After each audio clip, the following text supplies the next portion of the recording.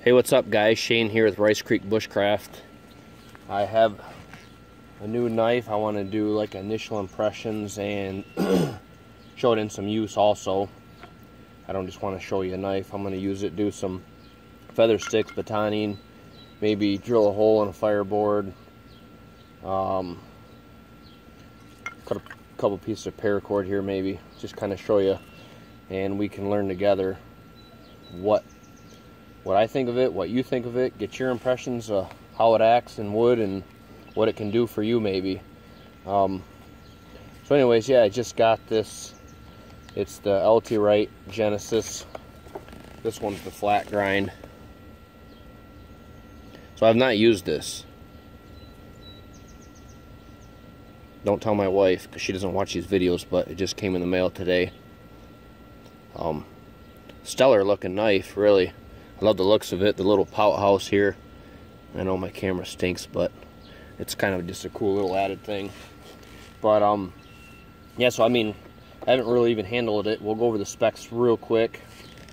I don't like really doing specs, but if you're looking at this knife and you're not watching other videos or looking it up, it might save you a little time. So it's got a 4 1/4 inch blade. It's got about a 4 3/4 inch handle, 9 inches overall. This is full flat grind. I guess they make this model also flat grind with a convex edge. This is not.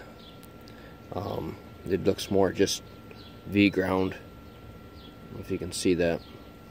But I will convex it because I'm a convex king, if you will. I just like the way that they cut better. I'm actually thinking about getting another LT Wright. It's a bigger model. It's more like a French trade style knife. It's called the Sospes or the Mantis, and I think it's got a 5 inch or maybe 5.5 inch blade, and it's 3/16. It's a beast. But anyways, we'll go over this one finish before I go too far here. This one has a black matte canvas micarta scales. It's got these, I don't know what you call, I guess whatever, these cutouts here, scallops maybe, for different placements. Your hands, thumb, maybe if you want to choke up, you can put a finger, your index finger and a thumb here. You know, if you're skinning, it's cool. I think I'm gonna like using it.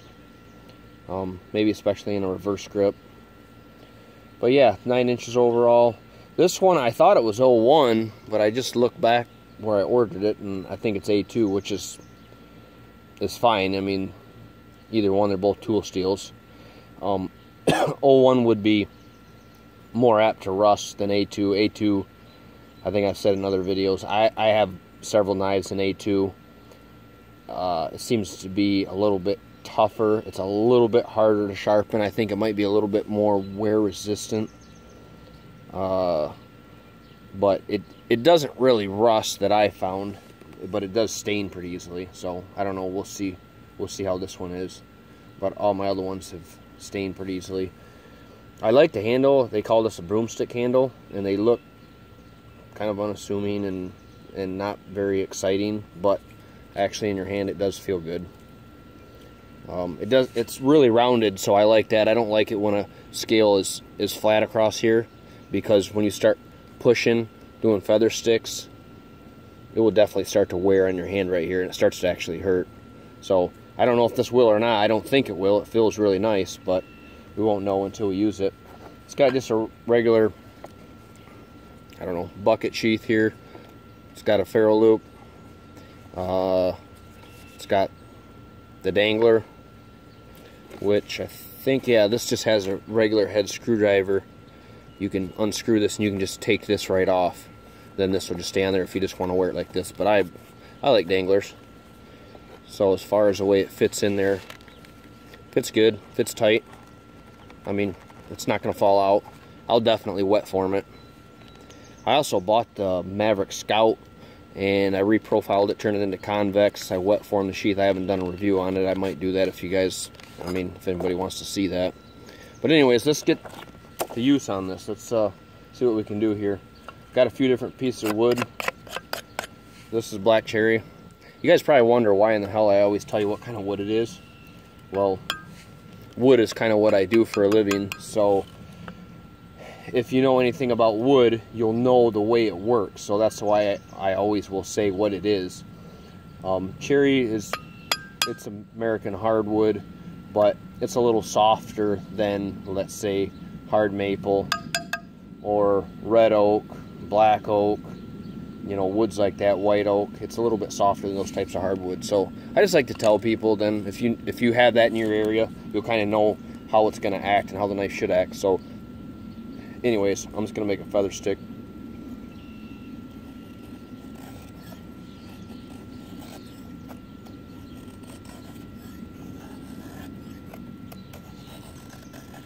I don't know if you can hear that, but I mean, we're not using pine here, popple or anything. It's a hard wood, but it's a little bit softer than some of the other ones I talked about.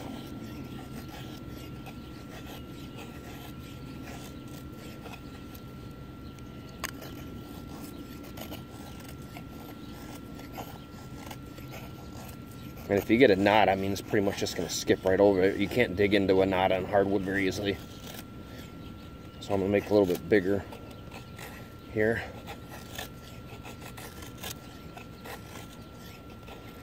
And this is pretty dry, so wet wood doesn't curl as good, but you can, let's say, feather it better. It slices easier when wood's green.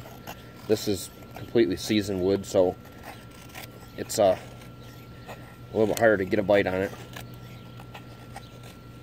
But you can see that. Make a feather stick there. I think I got some other, here's a piece of hard maple here.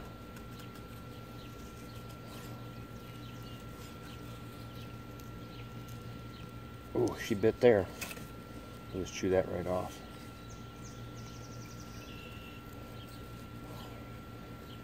Every knife's a little different on what angle you got to hold it to get your curls, and sometimes, like I said, I have not used this. Literally, this is the first time, so I'm just figuring it out a little bit as we go. But I think it's pretty intuitive. I mean, it's not taking me long to figure out what angle it's going to take, and once I convex it, it'll be even easier.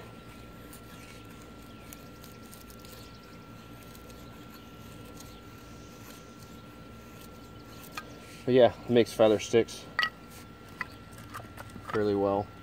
Let's I got a fireboard here that I made a couple fires with. Let's see how it does for drilling. Here, let me start it in a hole. This is how when I drill, I hold it, I turn with one hand and push down with the other. So I put quite a bit of pressure. This is tulip poplar. It's also a hardwood, but it's more like cherry as far as a little bit softer, but still pretty dense wood. So how long we been at this? 10 seconds.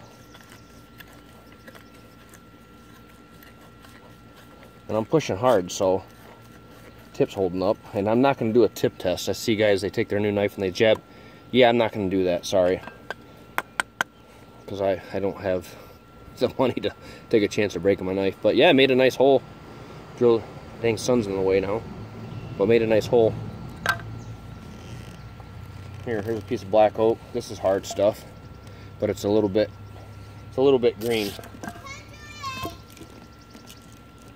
So let's I'll show you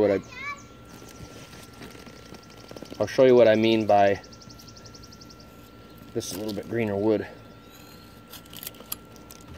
See if we can, but this is hard stuff. All right. See how that just curls up real nice and easily. Fortunately, it's coming right off, but it makes no difference. You're still going to have the curls if you want to start a fire. Even if they do peel off, it's not a big deal.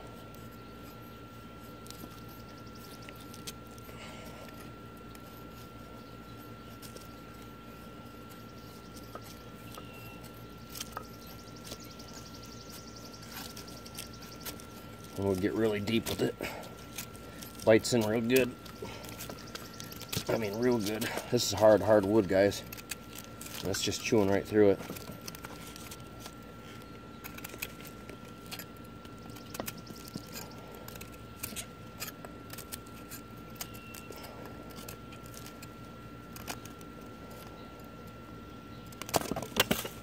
Yeah. All right. Let's cut through cross grain on this.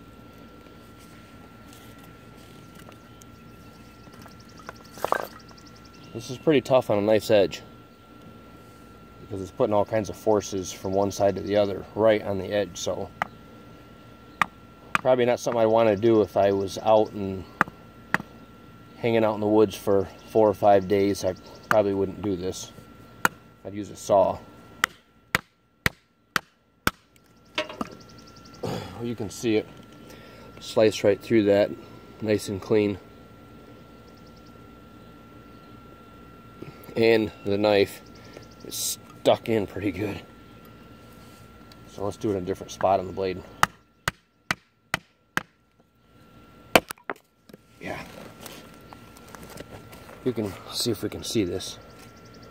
Get focused here. You can see there's the first one, there's the second one, how it put that, discolored the blade.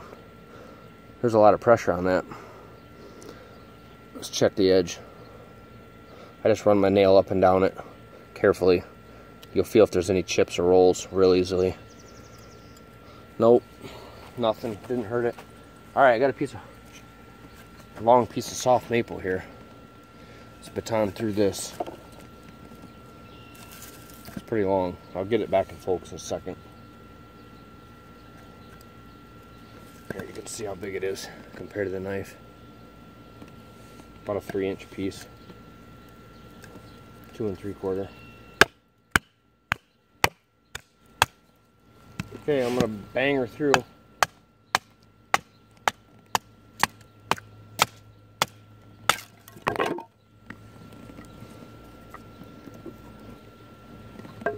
Let's do that again.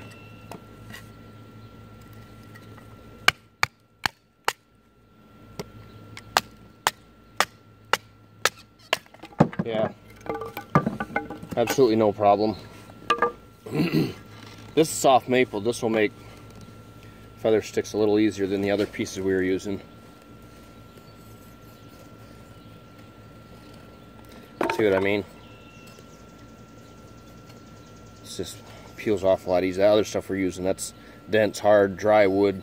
This was a round piece, wasn't quite as... Look at that. I mean, you can't see it in the camera, but that's a piece of paper. I mean, that is super thin.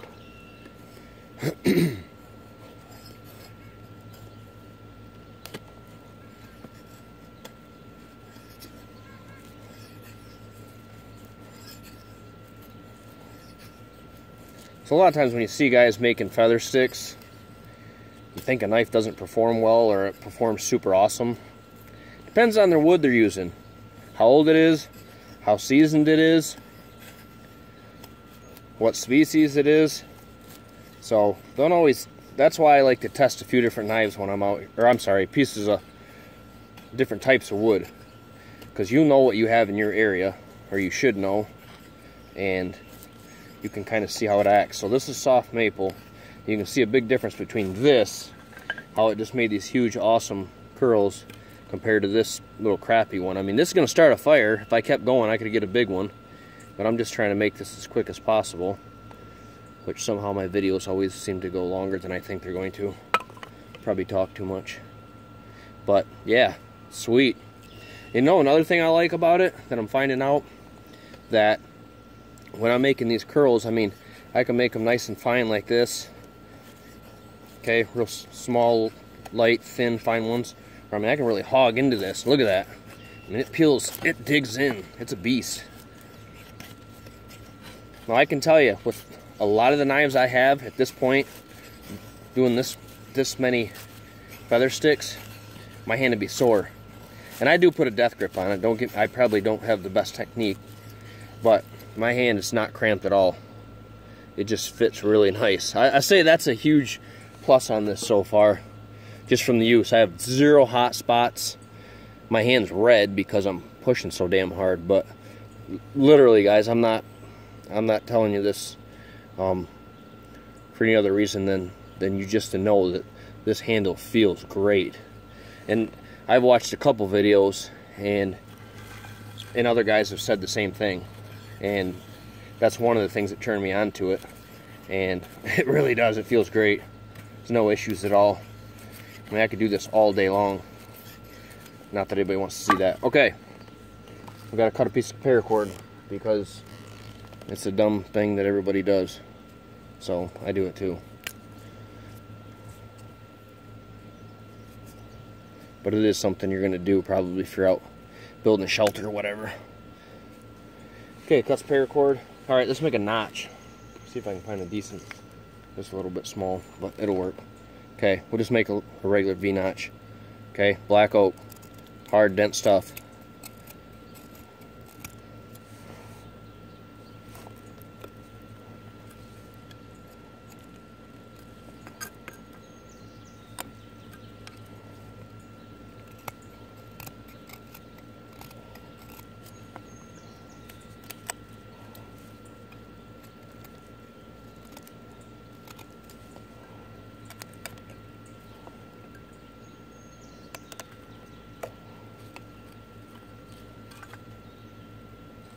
Okay, there's a notch if you want to make a tent stake or something.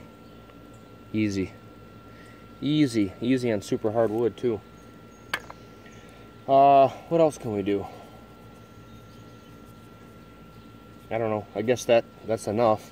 I mean, you guys have seen what it can do, what it does. I told you what I think about it. I think it's a great handle.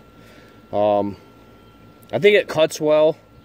I just don't like it when a knife has I like a flat grind, but I like to convex the edge. It just, for me, works better. It just feels smoother. It cuts wood better. Now, I'm gonna do a video here soon on sharpening, just because I want to show you what I do and what works for me once I convex an edge. Most of the time, guys, I use some compound, usually a liquid, small 2 to 8 micron liquid. And I just strap I take a flex strap with me in the woods. I don't let my knives get dull. I'm gonna go and I'm gonna strap this on my bench strap. As soon as I'm done with this video, it's gonna get cleaned up, it's gonna get stropped, and it's gonna be sharp again. So that's one reason that I end up convex everything, because it's just so much easier to sharpen. Just to, you know, I should have brought my strap out, but I'll do a video on it. You know, this is all you got to do. Seriously. It's not rocket science, and it doesn't take a lot of practice to do this on a strap, and it doesn't take much if you don't let your knife get dull. If you let it get dull, I don't care what kind of steel it is or what knife, it's going to be more of a pain to sharpen than if you just stay on top of it. So when I'm out in the bush, I always take a leather strap with me. I have a belt that I have compound on, and then I have just a thick piece of leather. It's actually called a flex strap. It's about as long as this knife, maybe an inch or so longer, but just maintain on that and you won't have any problems. But anyways, overall, I have zero complaints. I think this knife's fantastic, and it does have a 90-degree spine, so they grind this down. So I should have brought a ferro rod, but you guys can look elsewhere and see that these things are awesome. I mean, you can feel it. Actually, let's get this piece of wood here and we'll scrape it just to show you. Look at that. I mean, not very many knives are going to scrape off tinder like that. I mean, this thing's just eating it. Look at that. It wouldn't take any time to have enough to catch a spark or your coal. It would take no time at all.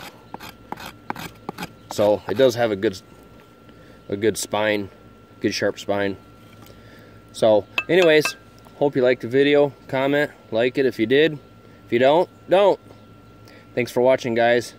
And have a great day, and we'll see you again next time. Maybe I'll do that video on stropping. I have some other videos I need to make, but time, family, I got this stupid thing called a job, so if I get some more time, I got some other stuff I want to do.